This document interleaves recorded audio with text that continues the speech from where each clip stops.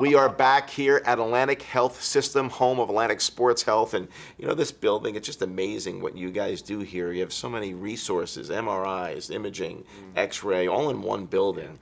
I know I've experienced it myself. My own children, my athletes have come here. It's been a great experience. And, Dr. Harrington, you've shared a little bit about patellofemoral syndrome, runner's knee. Now we're going to talk about shin splints, which is very common with young athletes, especially very active athletes. First of all, what are shin splints and how do we treat them and avoid them? So shin splints are often experienced with diffuse pain on the inner aspect of the shin bone. Okay.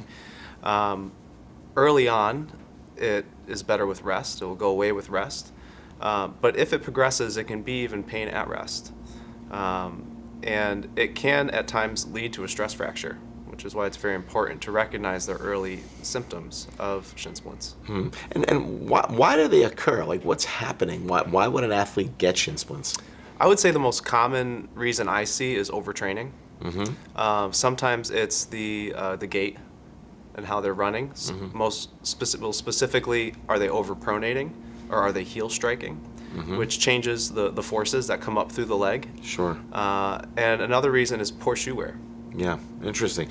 Poor shoe wear obviously can be a big factor because I think sometimes the shoes not fitting right or just not having the right footwear or overusing the footwear. Yeah. Not getting a new pair of sneakers or new cleats, early enough. But, most common is just overuse, right? Just being too active, and then rest is really the key. It is, yeah, it is. You have to dial back. If you're a runner, you have to dial it back. I say at least 50%. Yeah. Start cross training, resting and icing. Yeah. And if it's simply overtraining, then you know what did it. When it's other things, you have to kind of think about what caused this runner or this athlete to have shin splints. Sure. Is it their gait? Is it their shoe wear?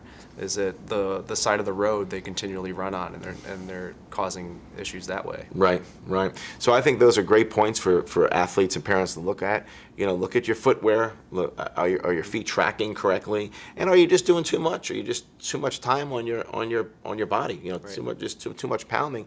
Take some time off. I know it's hard sometimes to take time off, especially if you're competitive and you're on a club team and you're playing on multiple teams. But you have to take time off.